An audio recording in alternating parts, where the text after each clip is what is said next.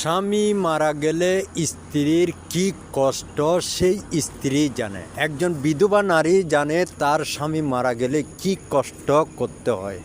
সেটা সেই বিধবা নারী ছাড়া আর কেউ বলতে পারবে না।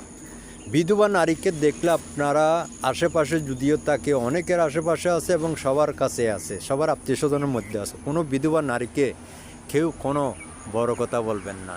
এই বিধবা নারীর মনের কষ্ট একমাত্র তার খোদা জানে এবং সেই জানে। তার যদি কোনো সন্তান থেকে থাকে, ওই সন্তানগুলোর টেনশনে ওই নারী তখন একদম ভেঙে পড়ে।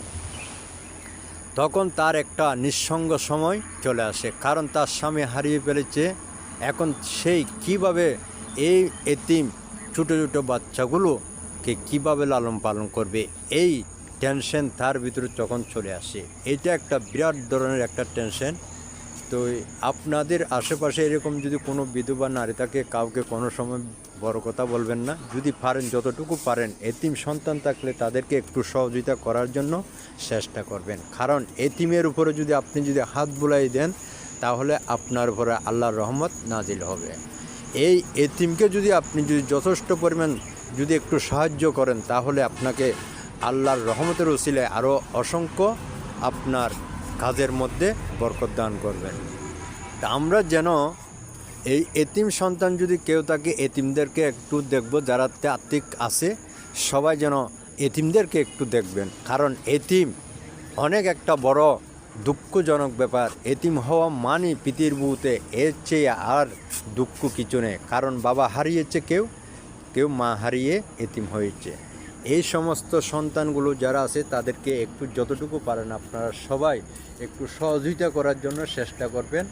কারণ এতিমের দুঃখ কেউ বুঝবে না। এতিম যখন হয়ে যায়, যখন বাবা মারা যায়, এতিমকে সবাই ঘৃণা করে।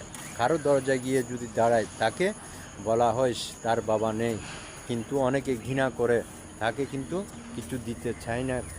একটু খানা পিনে খাইতে চাইলেও তাকে দেওয়া হয় না। এটা আমি অনেক দেখেছি, আমার আশেপাশে দেখেছি। কারণ এতিম সন্তানরা সবচেয়ে বেশি অবহেলিত হয় সমাজের মধ্যে। তাই আপনাদেরকে সবাইকে বলবো, যদি আশেপাশে আপনাদের এতিম সন্তান থাকে, তাদেরকে একটু সহানুভূতির সাথে দেখবেন, তাদেরকে একটু সহযোগিতা করবেন। তাদেরকে যতটুকু পারেন একটু সহযোগিতা করে এতিমকে আপনারা দেখবেন। এই এতিমকে দেখলে আপনার উপরে দেখবেন অসংখ্য রহমত আপনার উপরে নাজিল হবে। এই এতিমের উপরে দয়া, আল্লাহর অসংখ্য দয়া আছে। তাদের উপরে আপনারা সহযোগিতা করেন, তাদেরকে ভালো চোখে দেখেন,